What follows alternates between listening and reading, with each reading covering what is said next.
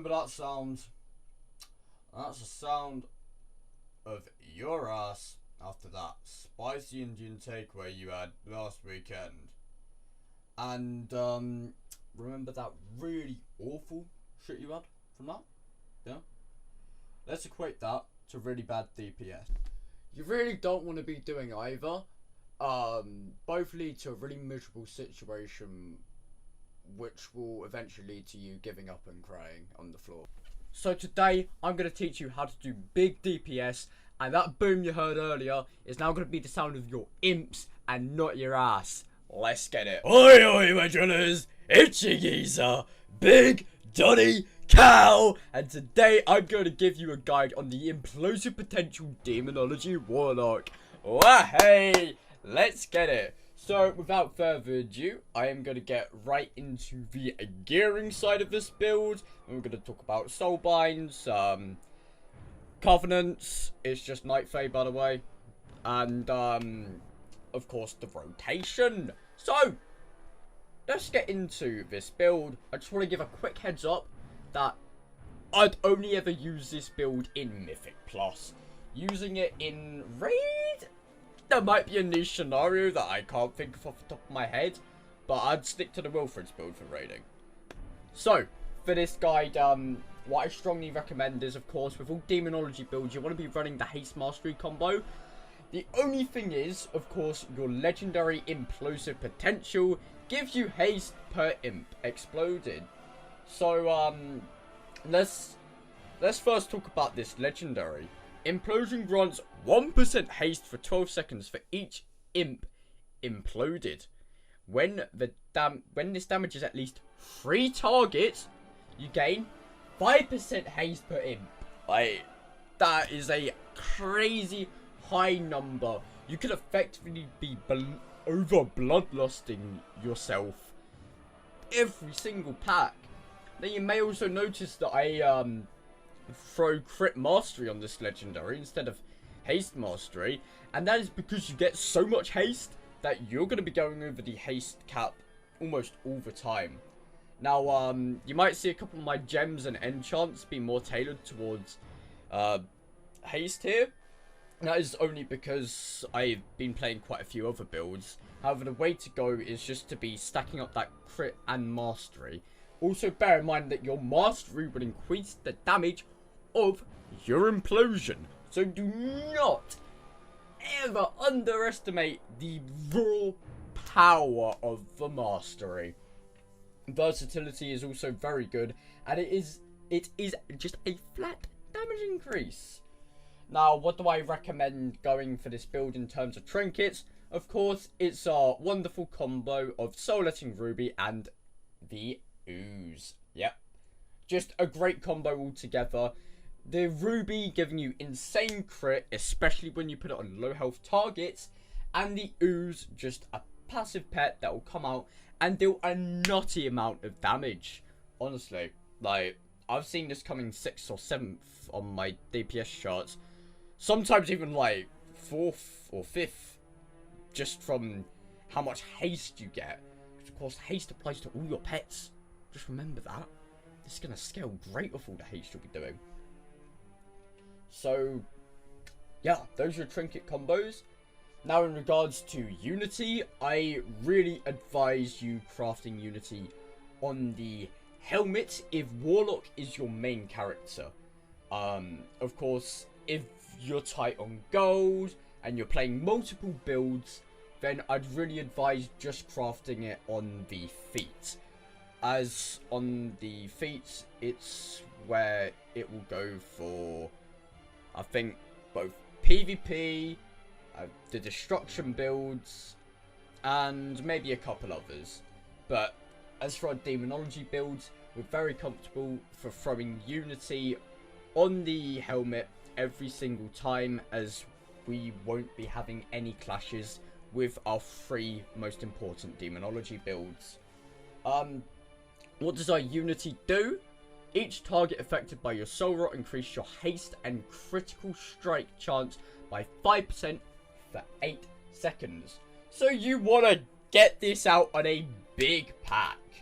Now, of course, if you wanted to fully optimize this Implosive Potential build, I would advise maybe even making this Unity Crit Mastery as well.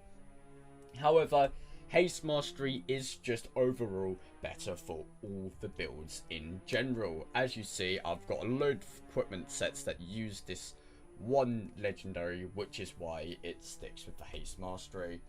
As for your enchants, I'd keep simming and just throw on gems and enchants which have your highest stat weight at the time, and go from there.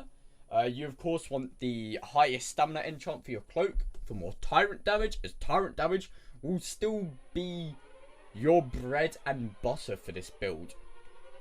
Just because we're doing implosions doesn't mean that a tyrant's overthrown. You'll see why in a bit. Of course, we want intellect on our wrists. I haven't enchanted this wrist because I'm lazy. And then celestial guidance on your weapon. You know, the standard stuff. Now that's it for gearing. Let us get right into the Soulbinds. I will see you guys over at Zereth Mortis. Wahey! Oi oi my drillers, it's your geezer, Big Daddy Cow, reporting to you live from Zereth Mortis. As you can see, this Soulbind tree is very wrong, but it is the right Soulbind. We will be playing Nightfade Dreamweaver, but you may notice that there are destruction conduits here. We don't want destruction, so let's try and rebuild this perfectly for Mythic Plus. Of course, we want to be having our Born of Bloods for the extra chance of demonic core. We want our Carnivorous Stalkers for the insane Dreadstalker AoE we get off of it, even though it's not our primary function, just in contrary to how it was in the Dreadstalker build shown off in the last guide, it still provides quite a lot of damage. Then of course we want Tyrant Soul, which will increase the damage of your demons after your Tyrant expires. And just remember, that still affects your implosion. So this is what we're going to be running as Dreamweaver. Of course, our endurance conduits stay the same. Reduce cooldown on unending resolve, and just the Animosphere.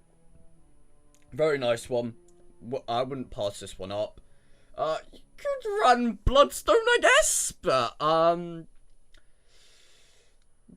yeah, I personally run the Sphere, but Bloodstone could come in very handy when you've got all your cooldowns up. You take quite a bit of damage to your Healthstone, and just because you've got like 20 imps and a Tyrant and Dreadstalkers and a Felguard just blasting the target, you don't want that leech. You really don't want that leech? You sure, mate? But that would only really be effective in that situation, whereas I think this is more of an all-rounder safety net. Of course, like, these extra stuff is, like, cool and all. Yeah, I'll take it. Demonic Momentum, of course. Movement speed from your Demonic Circle. Very handy. Gets you out of a nasty situation every now and then. Just beautiful. Field of Blossoms. That's haste under your feet after you cast Soul Rot.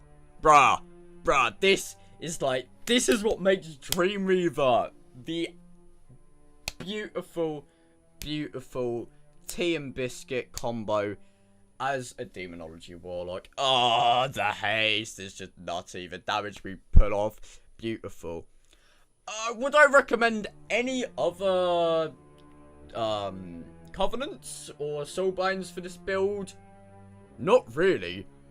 Personally, I think if you're gonna swap to another Covenant, then I would pick a different build. If you want me to go over how Warlocks can fill every single Covenant in Mythic Plus, then be sure to put down in the comments below, and I will get you a guide for that as soon as possible. But that is all to do with Soulbinds and Covenants. Now, I do believe it's time for us to check out some talents. I'll see you in some random, not determined yet, location. Yes. And I'm back. I was just thinking, what sort of Warlock guide would this be if we didn't pay respect to the greatest Warlock in the game by going to his very tomb, Yep, that's right, it's a Tomb of Sargeras. I just thought we'd come here because it looks cool. Anyway, let me show you the talents right here. Oh. Be a good guildie at the same time. So, the talents we're going to be running, don't they look familiar? That's right, this is your staple bread and butter build for Mythic Plus. You want to be running Dreadlash, Demonic Calling, Dark Pact, From the Shadows, Mortal Coil, Soul Conduit, and Demonic Consumption.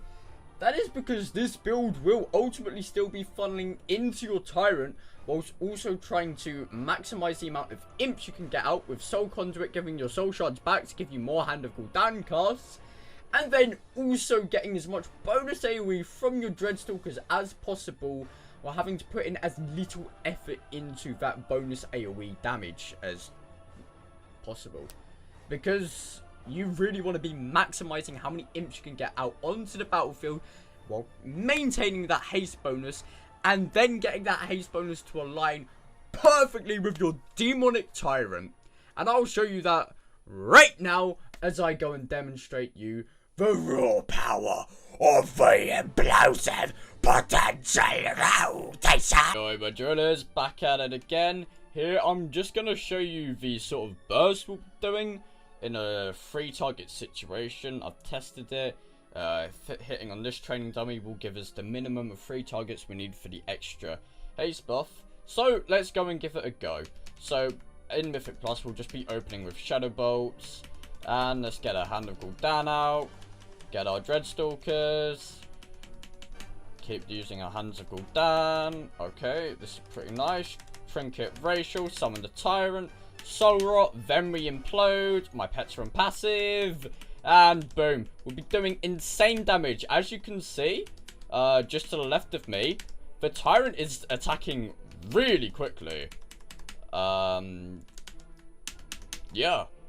That's just the build. And look, like, we're doing insane amounts of damage here. Easy 20k and my pets are on passive. Like, this build, oh my god. The damage you can get out of it is amazing. What you've got to bear in mind, a few little tips and tricks. First of all, if you've got a big implosion that you can do after a cool Dreadstalkers, then by all means do it. Because From the Shadows increases Shadow Flame damage, which means your implosion will hit harder. This little buff up here, Implosive Potential. So I imploded 3 imps on 3 targets, which means 5%, 3 times is 15%. That is why I have a 15% haste boost. Of course, this will ramp up a lot higher. Let's say when you implode 21 imps. Yeah, you got over 100% haste. On just a 3+ target pack. Over 100% haste. That is why you want the other stats a lot more than the others. Well, a lot more than haste, I mean. Now, another thing you got to bear in mind is that you have the potential to have insanely powerful funnel damage with your AoE as well. Why? Because of your Tyrant. Take that Goliath pack in Spires of Ascension. Bro, the damage you can do to that Goliath, whilst everything is speared, whilst also maintaining damage on everything else, you can melt that Goliath and keep up the AoE, and your group will love you, especially on something like a bowstring week. Like, it is crazy strong how much funnel you can do alongside your AoE. I think the last thing to note is I'm just going to show you a quick implode on this target dummy, as it's only going to hit 2 targets here. And as you can see, you only get 3% haste here, because, yeah, this is less than 3 targets. So you want to be effectively keeping this Implosive Potential buff up as much as possible. Just bear in mind that your latest implosion will override the Implosive Potential buff. So be careful with that. You don't always want to be imploding. And aside from that, that really just is it. Make sure you keep up your Dreadstalkers on cooldown. You want to be using your Tyrant for big damage. You want to be combining your Soul Rot with your Tyrant. Make sure your Soul Rot will be used after the first global, after your tyrant, after you've done that soul rot, that's when you implode for the big haste buff. So your tyrant, effectively, is just going and rapidly shooting out demon fires. Trinket racial before you summon your tyrant. Get your demons out before you summon your tyrant. And boom, you are good to go. And time them 20s, champ. Get that Keystone Hero. Show me them screenshots in the Discord. That will be linked down below of you getting your Keystone Hero on your Warlocks, or your Keystone Masters, or your Keystone Conquerors. Any level. I respect it. Guys, thank you so much for watching today's video. More videos will be coming out soon. Hope you had a good time watching my videos. And I will see you in the next one. Peace.